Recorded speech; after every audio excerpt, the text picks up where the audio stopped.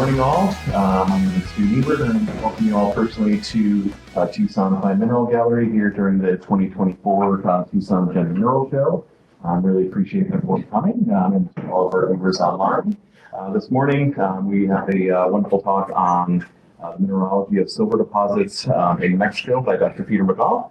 So without any further ado, Peter, you can take it away. Thanks very much, Stu. Good morning, everybody. It's a pleasure to see all of you here at the Tucson Fine Minerals Gallery. So, as Stu said, I will be talking about the mineralogy of Mexican silver deposits. This won't be exclusively silver minerals, but it'll be silver minerals and fellow travelers. As always, I like to remember my good friend, Dr. Miguel Romero, who was the preeminent collector of Mexican minerals, and also my very good friend Jim Walker, who just passed away last month. This is Jim crawling out of a hole underground in Tombstone a few years back. That's sort of his natural habitat, was crawling around underground. So thanks go out to a number of people, Ian and Deanna for organizing the show and everything, Jeff Scoville for most of the mineral pictures, Jim McGlasson for research on and working together on silver deposits in Mexico, Gerardo, better known as Jerry Perez, for minerals in Chihuahua, Jesus Salinas, lots of good stuff out of the Zacatecas area. Always thank the mineral miners of Mexico for the hard work that they do and the fact that they risk not just their livelihoods, but their lives in the process of collecting mineral specimens that we enjoy having. MINDAT always, and TGMS for having started this magnificent craziness that we call the Tucson Gem and Mineral Showcase. So looking at silver, Mexico is the place to be for silver in the world. Historically, somewhere between 48 and 50 billion ounces of silver has been produced in human history. A quarter of that, better than 12 billion ounces of that, has come from Mexico. So considering that 75% of modern silver production is byproduct, so it just comes along for the ride from copper and lead zinc mining, that 25% of historic production, which is almost all primary silver production, is even more impressive. We look at the top silver producers in 2021. Mexico was right up there at just under 200 million ounces of silver production, almost twice what was produced in China or Peru. Both of those are also primary silver production. And then the list drops very dramatically to countries which most of their silver production is byproduct. So Mexico is and has been in that position for many, many years. More importantly, though, Mexican is where to be for big silver. If we look around the world, there's about 15 deposits that have produced 1 billion ounces or more of silver. These are primary silver camps, and 8 out of those 15 are in Mexico, and that includes the biggest, which is the Fresnillo district here in Zacatecas at 3.3 billion ounces from that enormous ore system. So what's so special about Mexico? I mean, you look at this, you go, why does it have so much silver? Why does it have the big deposits? Is there something special? Is there a source? Is there timing that has, geologic timing that has something to do with it? Are there geologic processes active in Mexico that are different from other places? The environment different? And these are all questions geologists talk about over a beer at night after we're out exploring, trying to figure out, so why is this place so good? And it's been recognized for a long time. This is a figure from J.E. Spur's The Ore Magmas book from back in 1929, recognizing this belt of silver deposits running from Oaxaca down here, clear up through names that you've all heard of, Zacatecas, Charcas, Parral, Santa Eulalia, and all the way up to Tonopah. Now, he took some pretty significant geographic liberties bringing those deposits onto this belt, but the fundamental concept of these things being associated with and essentially parallel to the west coast of North America is accurate.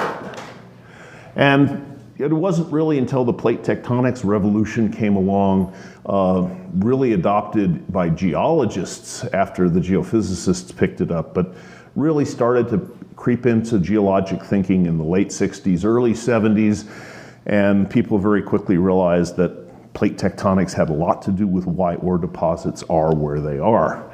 And for those of you who aren't familiar with plate tectonics, I mean, you heard the story, continental drift. There's three ways plates can move. One is you have a spreading center right here that comes up between the plates and it pushes them away from the spreading center, so they move perpendicular to the spreading center. You have a situation where the plates slide past each other here, what we call transform movement. So one plate slides parallel to the other, and then you have a subduction zone, which is where all the good stuff happens, where one plate dives under another. And if you have a situation of oceanic plate colliding with continental, the oceanic plate goes underneath, and you have something like what you have in South America or north of Mendocino along the Cascades. Or if you have continent colliding with continent, you get something like the Himalayas, where it's a head-on collision and everything piles up on top of that.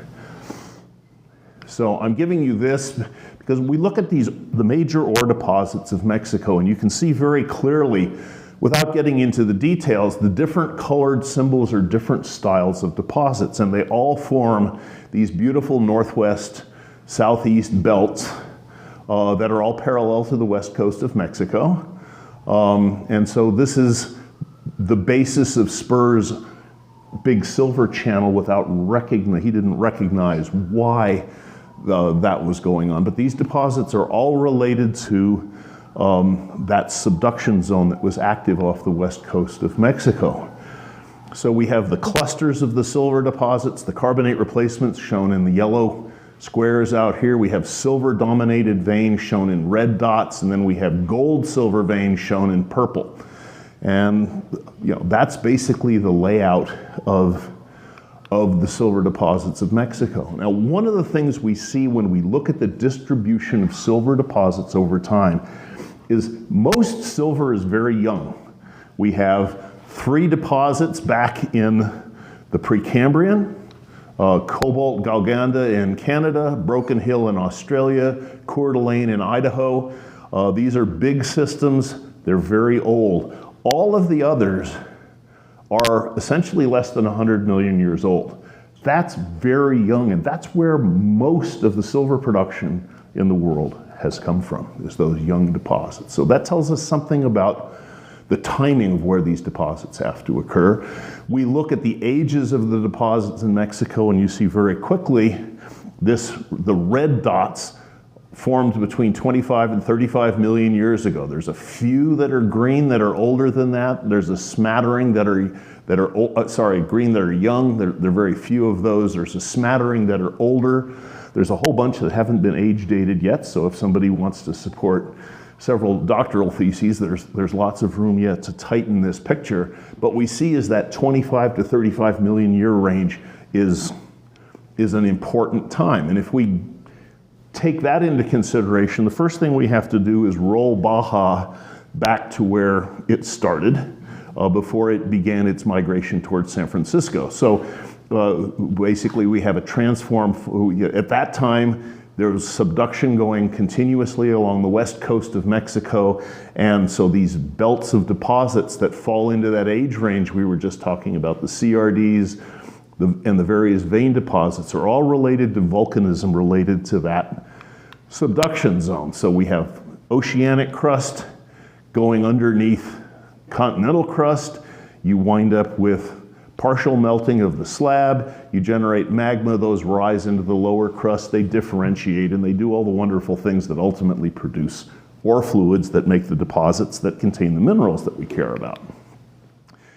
And geologists love to try to make these big conglomerate diagrams where you relate all of the different type of deposits to each other. So you have a magma body here with porphyry copper mineralization, which is the kind of thing that's produced around Tucson.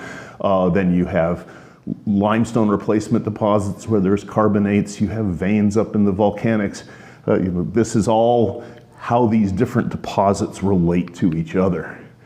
But Mexico has seen a really interesting geologic history, which is essentially repeated coaxial compression and extension. You can think of it like Flaco Jimenez's accordion, where the country was stretched apart, smashed back together, stretched apart, smashed back together, and ultimately stretched apart again.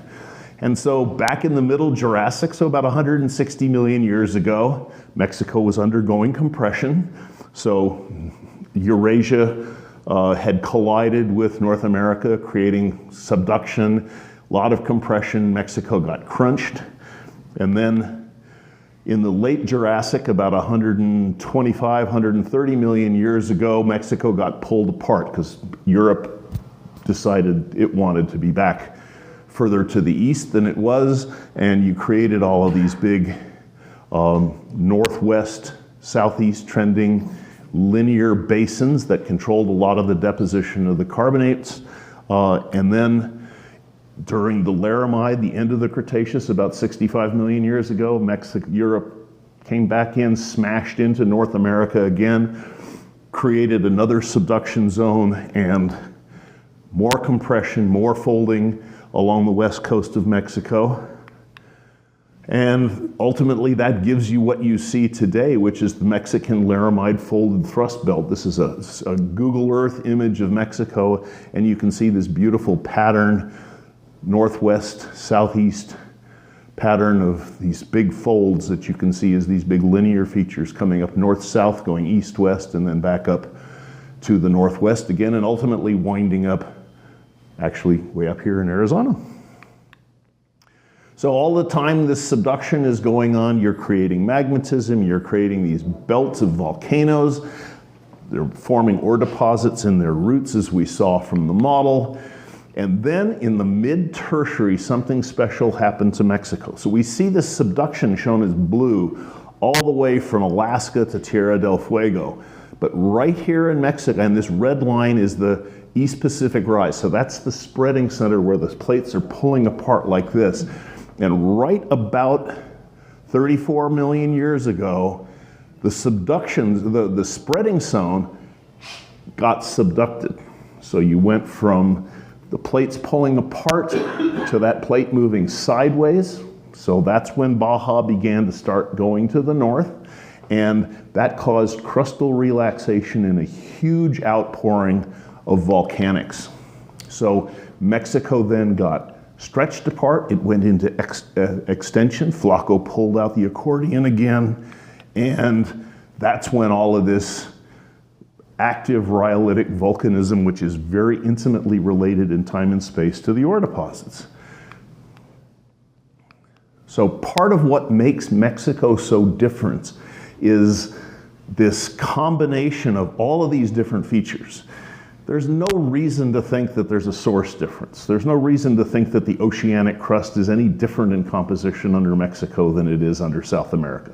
But there's more silver in Mexico than there is there. The processes are the same. There's a long-lived magmatic belt in both places with associated hydrothermal activity.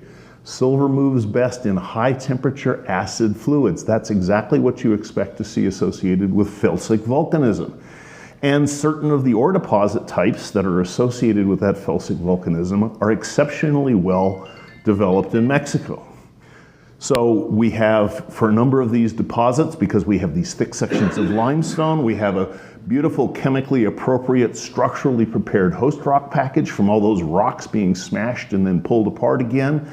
And then we have this near perfect timing for those magmas and fluids to get into high levels in the crust because of that subduction of the spreading center, volcanism occurring, magmatism occurring at shallow levels in the crust, and depositing all those deposits. But they have to be old enough that you can get to them. So erosion has to work its way down to expose enough of the deposit so that you can mine it or find it, because most of these things were found in outcrop, and it has to be young enough to be preserved. So Mexico has the perfect recipe as far as that's concerned. high-level deposits exposed through erosion but not eliminated by erosion. South America didn't have the transition of that relaxation. So it's got some big silver deposits, but it doesn't have many others. In other parts of the world, erosion has taken the silver deposits away and left us 2 or 3 big deposits here and there. But this is my argument of why Mexico is so rich in big silver.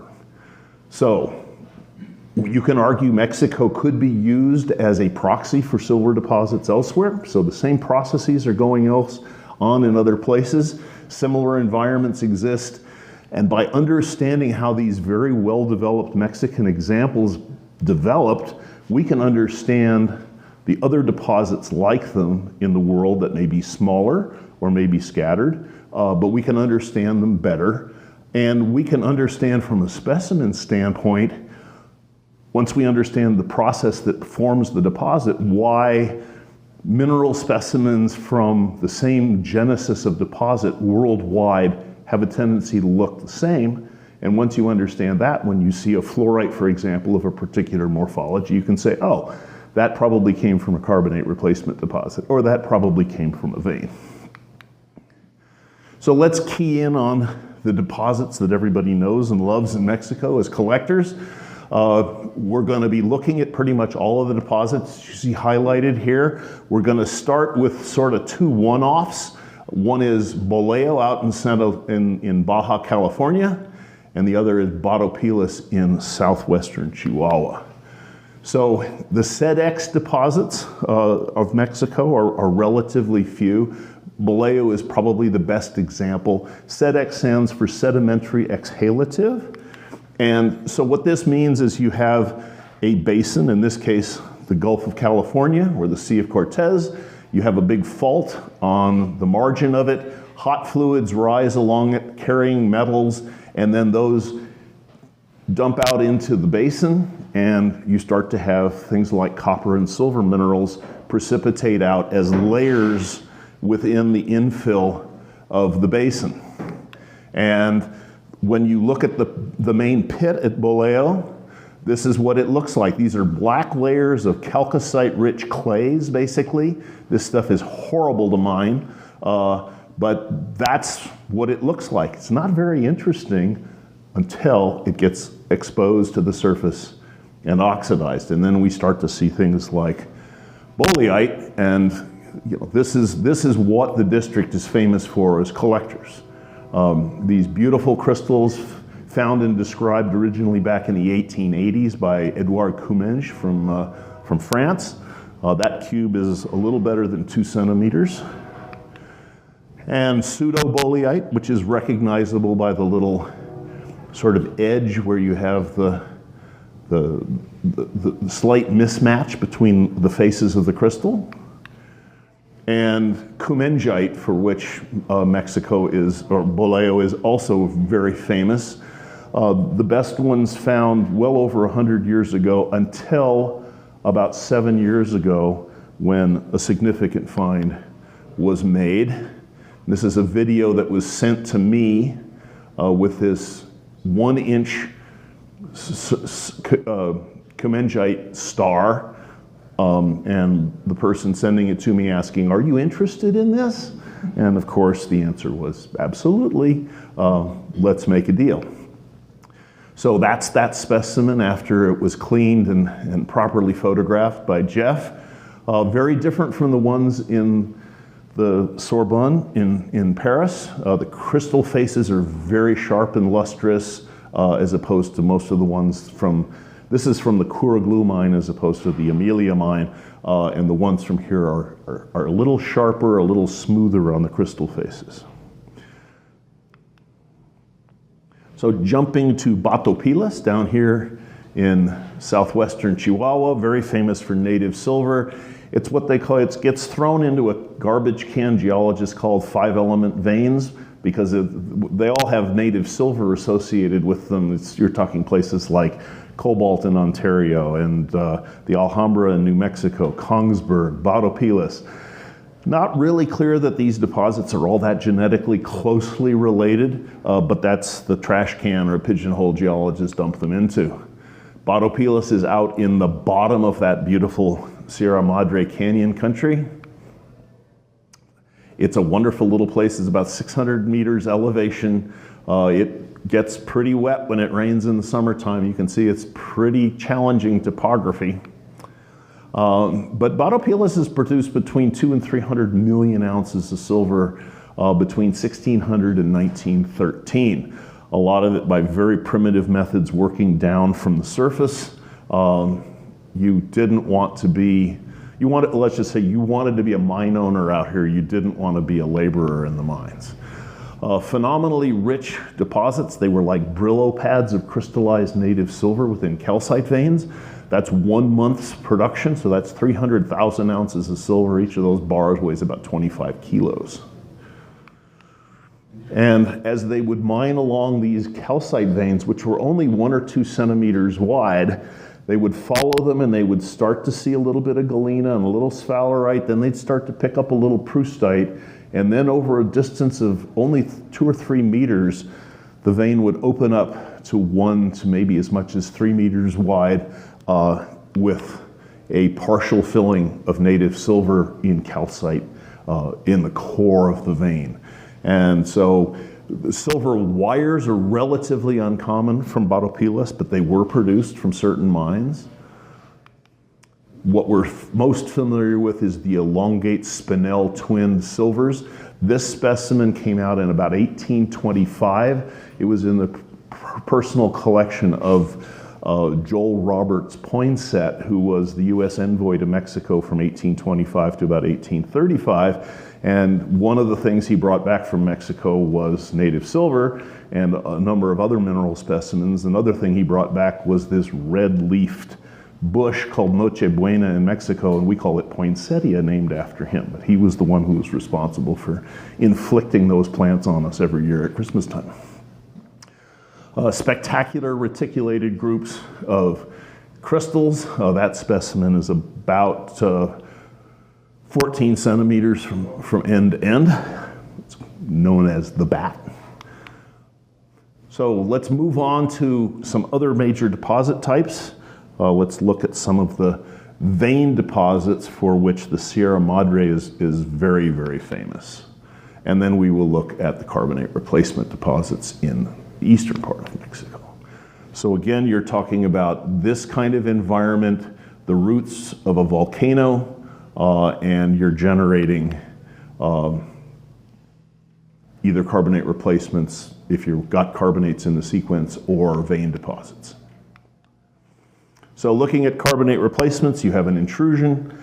It comes into fairly shallow level in the crust, encounters carbonate shown in blue, and then you have reactions between the fluids coming off that intrusion and the carbonate wall rocks. It'll make skarn initially, which is a mixture of garnets and pyroxenes, and then that's overprinted by sulfides, and that's dominated by lead, silver, zinc, and copper sulfide minerals, and a whole series of gangue minerals.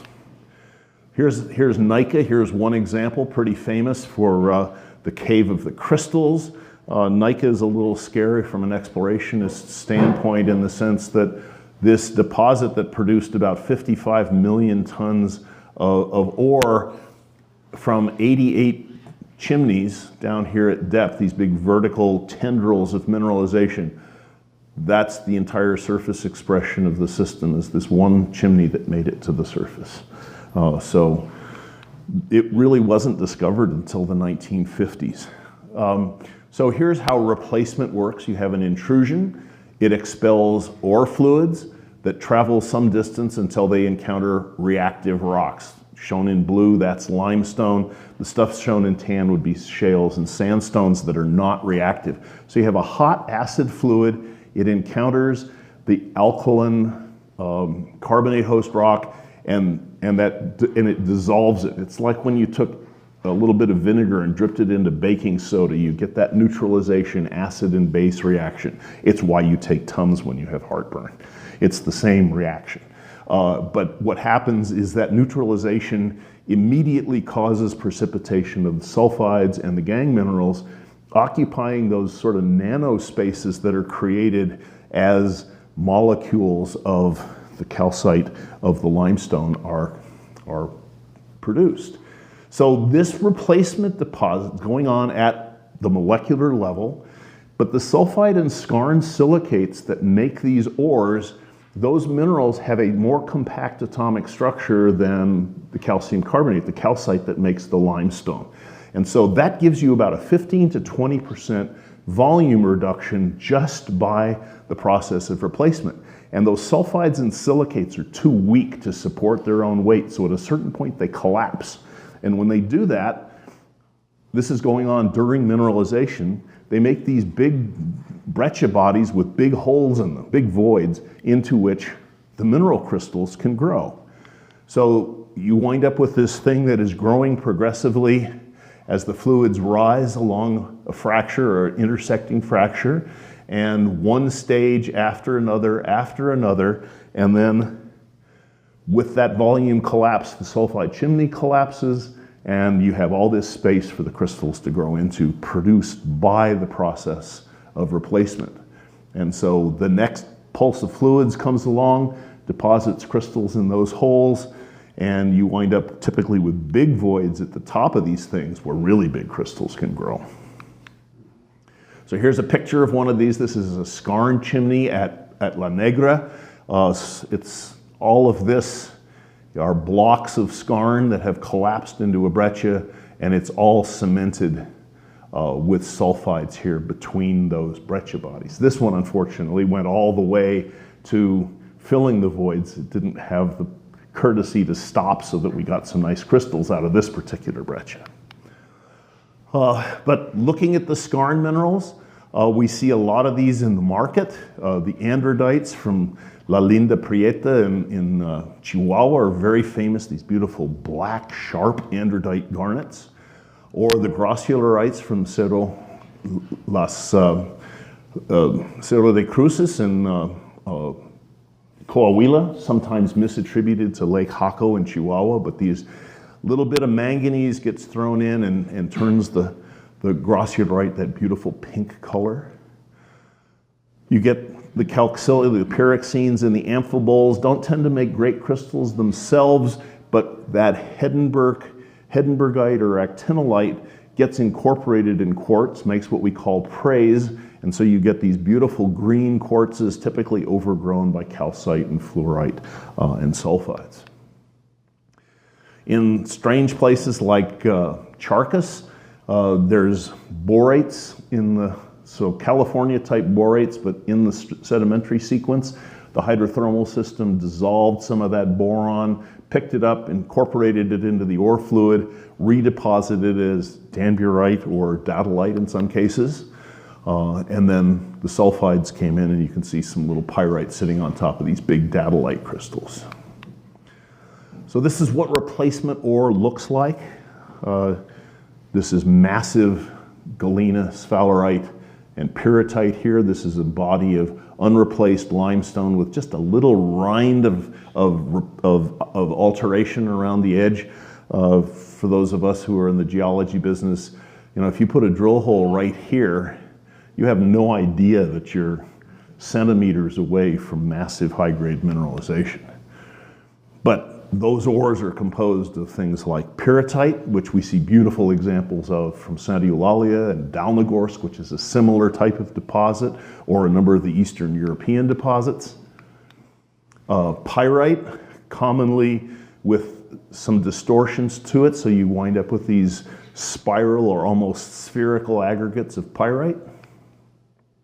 You get pyrite pseudomorphing pyrrhotite, again, very common in places like Dalnogorsk. This is a really important texture because the chemistry of the reaction that lets that happen is very slow. So only a system that stews in its own juice for a long time will give it to you. So if you're an explorationist and you see that, you get very excited because it says, yeah, this is a big system, it's got some legs. And they make great specimens. Sphalerite, typically iron rich, but not always. That crystal is about 8 centimeters, 9 centimeters on an edge. Typically very black because they have a high iron content. The galenas are lovely from these, very commonly spinel twinned. So you get these pseudo-hexagonal plates of galena, and it's very common that they go slightly out of equilibrium late, and so the edges of the crystals look a little bit melted, and that's because they're partially redissolved as they are no longer in equilibrium with the ore fluid. And of course, these systems are multi-stage, so you wind up with wonderful associations of things, like you get amethyst growing on galena, making for very attractive specimens.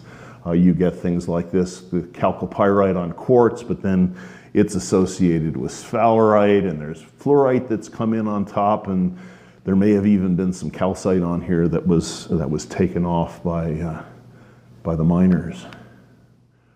So very arsenopyrite, some of the best you'll ever see come from this type of deposit. That one's from the San Antonio mine at Santa Eulalia. Here's an example from La Cobrisa in San Luis Potosí, another one of these videos sent to me. Are you interested in something that looks like this? Just monster arsenopyrite crystals. That specimen is currently on exhibit at the U of A Museum. Things like tetrahedrites, so you get a lot of sulfur salts in these systems, throw in a little arsenic, throw in a little antimony, and those start to form. Some very nice bornonites are found in these deposits in Mexico and elsewhere, like the beautiful ones that have been coming out of Machacamarca in Bolivia over the last few years. And of course, Yagangshan in China, which produces some of the best of these ever. Cinnabar is very common as a late phase, not always as well crystallized as this, but sometimes you get these beautiful red coatings on calcites or inclusions in quartz that represent the late cinnabar. And then stibnite, Mexico, very famous for that. Another specimen from La Cobrisa. It's an absolutely spectacular fan. You can get an idea of how big that thing is and how fragile it is. And thanks to Rice Krispies, it got back to the United States in one piece. Silver minerals themselves are not that common necessarily in the CRDs. You do get some acanthite, in this case, pseudomorphing high temperature argentite. You do get pyrargyrite every once in a while. We'll see better examples of pyrargyrite from the vein deposits. Occasionally proustite. This is a micro, but it's got that classic proustite color to it.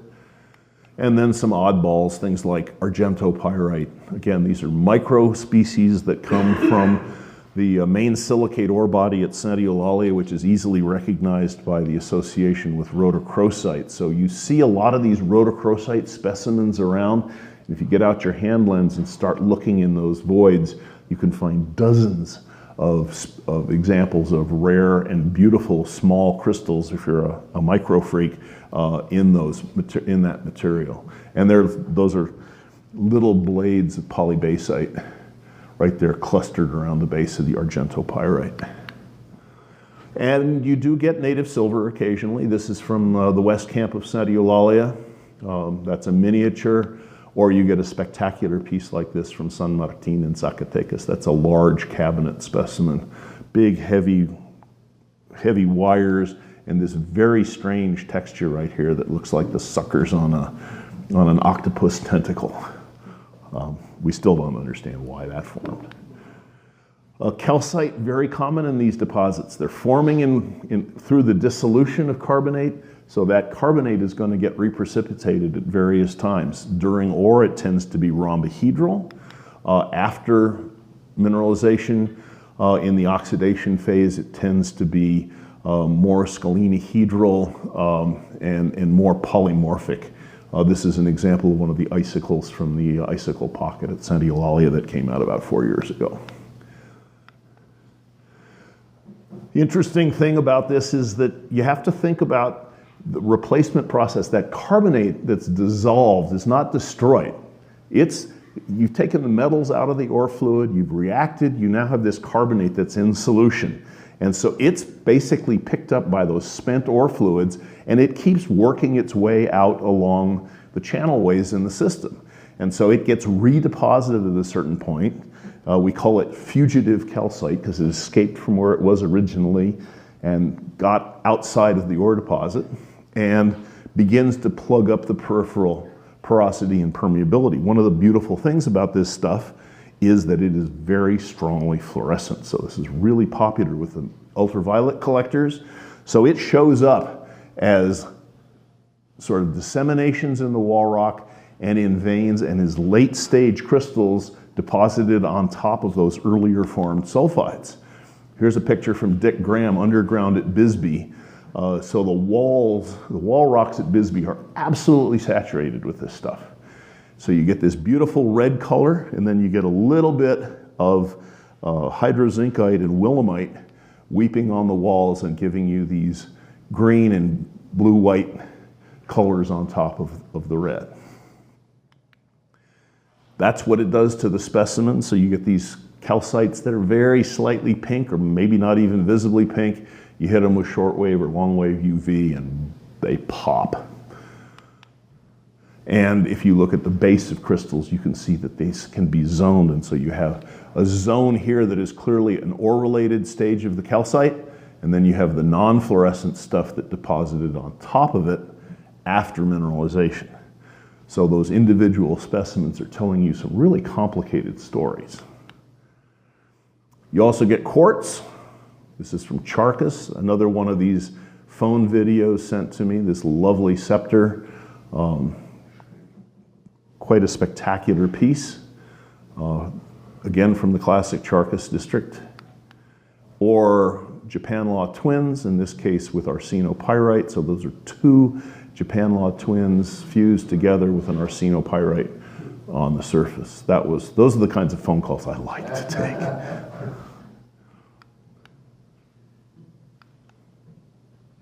Fluorite is another common gangue mineral in these systems. This is an example from Ohuela. Again, for the fluorescent mineral collectors among us, you hit that with long-wave ultraviolet and it goes cherry red. So you see people with these purple fluorides, get out your fluorescent flashlight and check them out, because some of them really give you some magnificent fluorescence.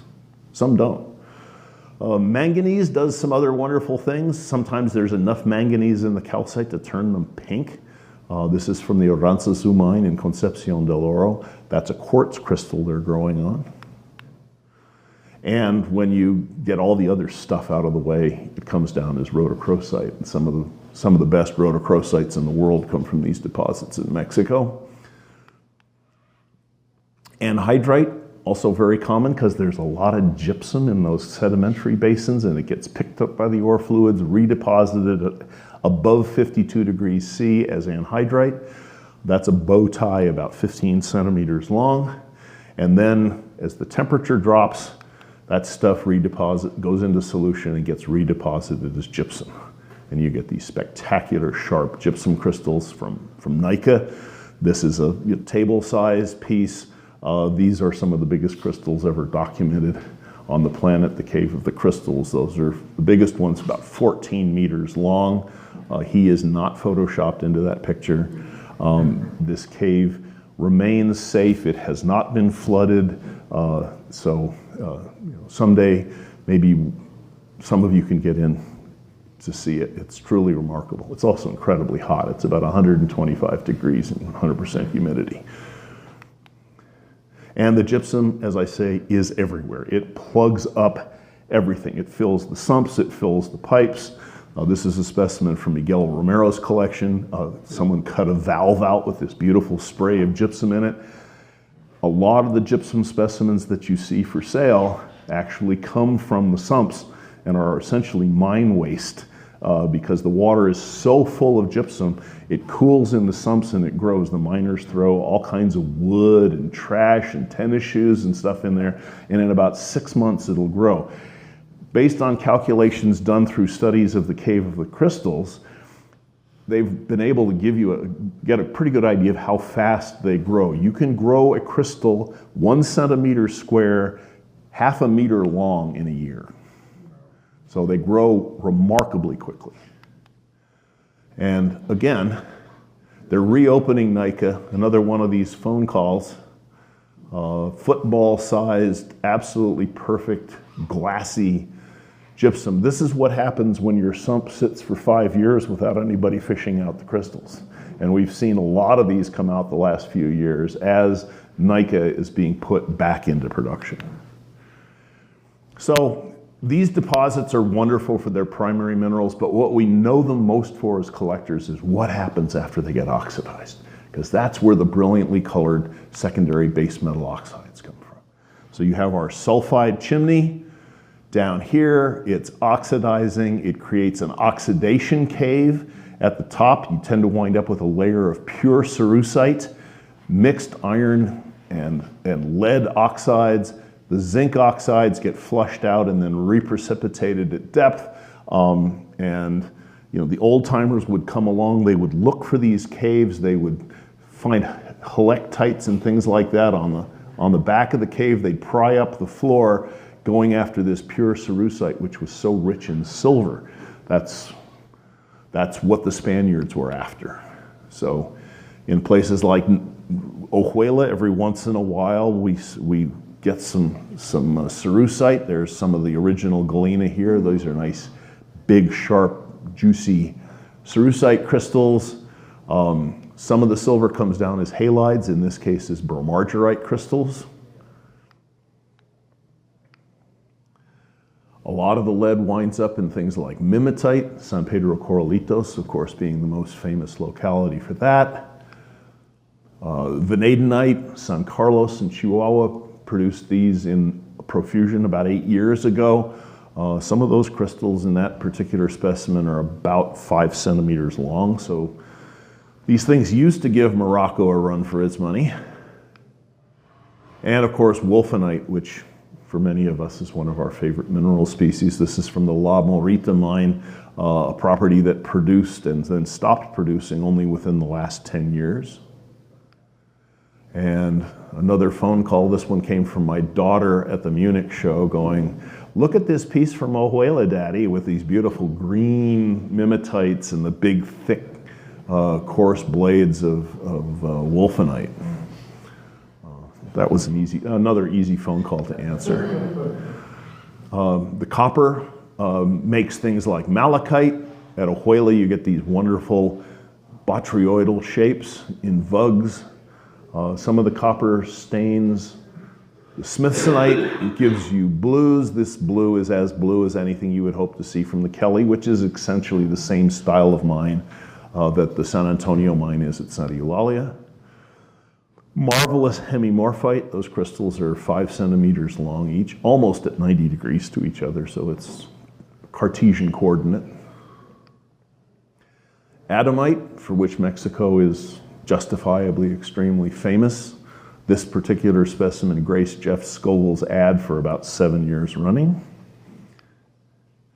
Of course, famous for Legrandite. Mexico is the type locality for Legrandite. This particular one comes from Ojuela, although it's the Florida Peña mine in Nuevo León, which is the type locality. So let's jump into the world of epithermal veins, which is really where most of Mexico's silver production has come from. These are the deposits that form in that big volcanic plateau shown in brown here, going from Oaxaca all the way up into Arizona. So the ancients in Mexico, the pre-Columbian residents of Mexico, understood how to recover silver from a lot of these ores. These are old Maya and Aztec figures of different kinds of smelting, very crude, but it worked, and they could produce silver artifacts. So the conquistadors showed up, they were looking for gold, they wound up sticking around because they found all the silver. The locals had been mining the silver for most of these deposits for 1,000 years or more, so within 100 years of the conquest of Mexico in 1522, most of Mexico's big silver mines were already in production. There's no way you could explore and produce from them that quickly. They were taken to those deposits and shown, here they are. And unfortunately, most of the people who showed them the deposits wound up going from showing them to being in the position of being the low man on the totem pole. So here's an example of one of these big epithermal veins in outcrop with Jim McGlasson for scale. This is just outside Chihuahua City. And historically, these are famous for various kinds of acanthite after argentite, acanthite being the low temperature polymorph of Ag2S. So you have the high temperature cubic version inverting to the orthorhombic low temperature version, retaining that cubic shape. Big mining in Mexico in the 1800s.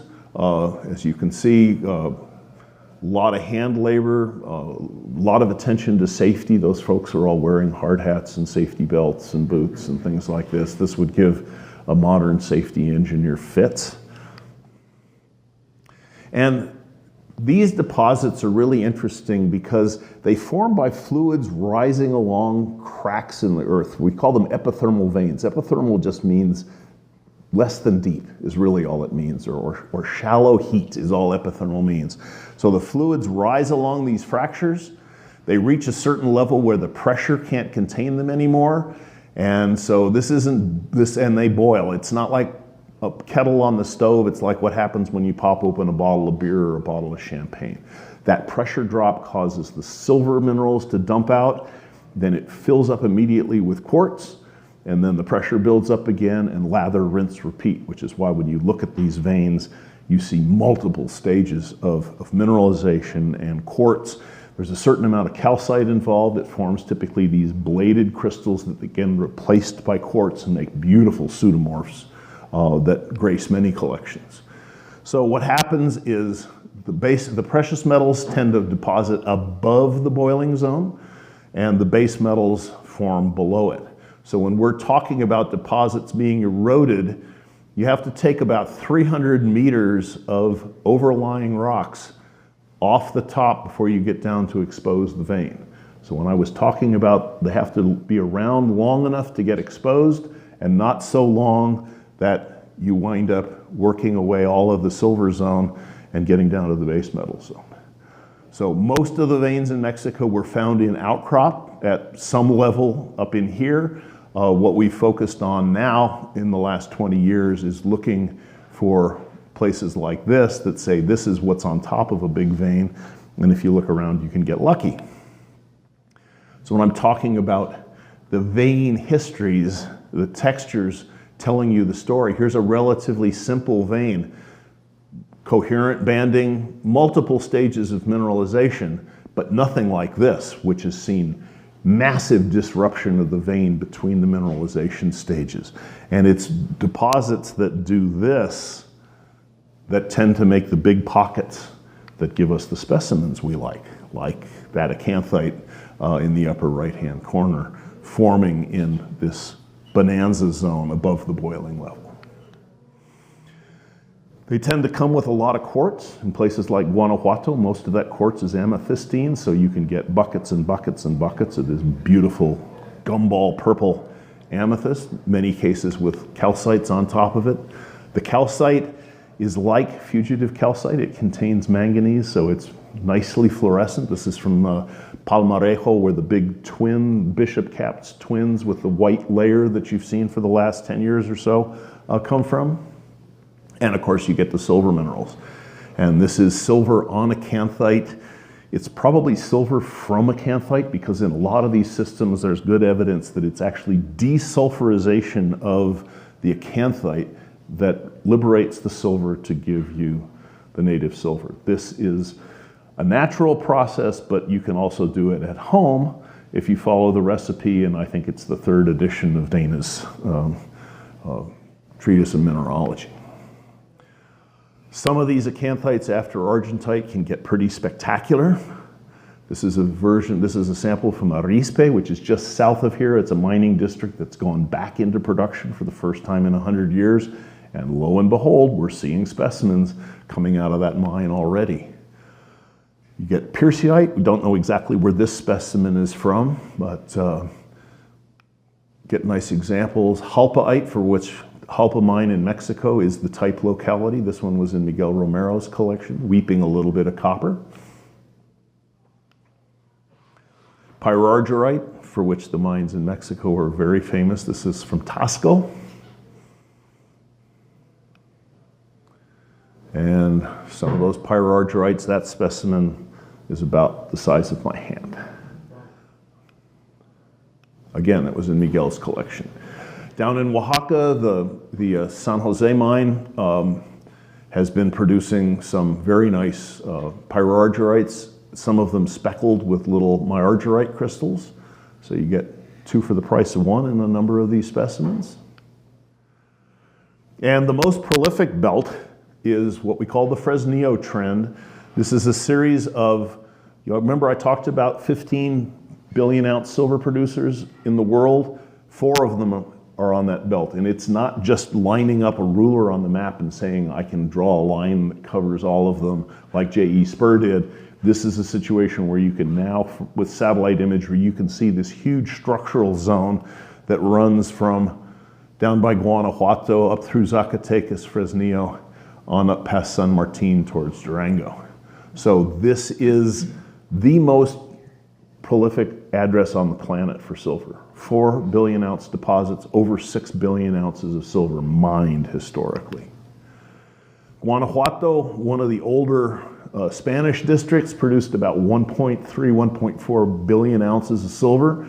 This 1903 view, it still looks a lot like this. Very famous for these really sharp, almost galena-like cubes of acanthite after argentite. Spectacular, almost plume-like growths of what was originally argentite but is now acanthite. Very nice pyrargyrites from there as well. And some spectacular polybasites with a little bit of acanthite disease on them. And just some really sharp, gorgeous polybasite with chalcopyrite. It's also the type locality for aguilarite, which you take the acanthite structure, take the acanthite formula, take out a bunch of the sulfur, stick in selenium instead. That gives you aguilarite. And because these systems cycle, just like we saw with the CRDs, you get a lot of pseudomorphs, in this case, acanthite after pyrargyrite. And the occasional native silver. That's a coarse wire from there. Getting to my personal favorite silver district in Mexico, well, second favorite epithermal vein district, Cerro, the Fresnillo district. Got to keep qualifying all of that. So this is what Cerro Proaño looked like back in the 1500s. This is what it would look like in 1857, in 1552. There was just this little hill. One of the Spanish conquistadors came from the Camino de Real, which ran out here in the valley, said, I'm going to go look at that funny hill. Found silver veins cropping out all over it. And by the mid-1800s, there were over 200 mines working silver out of this hill, which was followed to depth for over a kilometer. A lot of it was glory hole mining, which left this very distinctive hole in the top of Cerro Proaño. Extremely high-grade veins. The Santo Niño is a good example. This ran over 5 kilograms silver per ton, over about a 3 to 4 meter width. Beautiful, massive blobs of pyrargyrite. And some of the best pyrargyrites found anywhere. They're relatively new, so people know enough to keep them out of the sun so that they don't go black. And if you own one, keep it in the dark. Also, some spectacular, highly lustrous polybasites from there. Stephanites. Oh, forgot to put that video in, sorry. And then these only came out about 8 years ago. These are acanthites after argentite. That specimen is about that long. It's now in the Scott Rudolph collection. That specimen is only about that big, and that's in my collection. And those are little polybasites down here along the edge. Just some superbly aesthetic materials. And the occasional silver wire as well. So what we showed, there's Cerro Proaño in the background. And the reason I say this is my favorite epithermal vein camp in Mexico is we recognized alteration out here about 5 kilometers to the west of the district. Decided that was probably sitting on top of more Fresnillo-style veins. Figured out how deep we had to drill, set up a drill rig. We hit on the first hole. That doesn't happen very often. And then on our 16th hole, we hit the big vein, 6 meters of almost 2 kilograms silver, so 56 ounces per ton, almost 3 grams gold and 9% lead and zinc. This is now in production. That's me finally in 2019 getting underground on this thing and planting a big kiss on the vein. And there will be more silver specimens. They're starting to trickle out. We're now producing 4,000 tons a day. Wish we were producing 4,000 specimens a day on top of that, but the mining method is such that almost everything gets smashed up. But the occasional specimens are starting to come out. If you don't know, I'm the exhibits chairman for the Tucson Gem and Mineral Show. Next year I will have been doing that job for 40 years. Tell your friends, come to the main show. We're always looking for exhibitors. I can look around the room and see at least 3 people who have exhibited our show, which means the rest of you are in line to be tapped for putting on an exhibit from your specimens. This year our theme is pegmatite minerals. Next year it will be green minerals. So, and you could probably include things that make you green with envy because they belong to somebody else. So with that, I'll say thank you for your attention. Thanks again to Crystal Classics and Brian with Blue Cap for doing such a great job putting on these and recording these talks, and happy to answer any questions you may have. What's the minimum weight per ton that you need to be good for commercial mining? That depends on whether you're mining. So just to make sure that Brian gets the question recorded, what do you need as sort of a minimum grade to make economic sense for a mining deposit? Depends on whether you're talking open pit or underground. Open pit for silver basically doesn't work. There's a couple of places where the deposits are accidentally close enough to the surface that you can mine them. But most oxidized silver deposits are associated with zinc and copper, and when those oxidize, they get in the way of recovering the silver. For an underground silver mine, which again depends on how much of it you have, I like to see a minimum of 350 grams. So call it 12 ounces silver over a minimum mining width of 2 meters. The average grade of silver mines worldwide, primary silver mines worldwide, is about 180 grams. So a lot of those mines are either relying on byproduct credit from gold, or they're losing money, or both. Yes. Anyone else? I think it's lunchtime.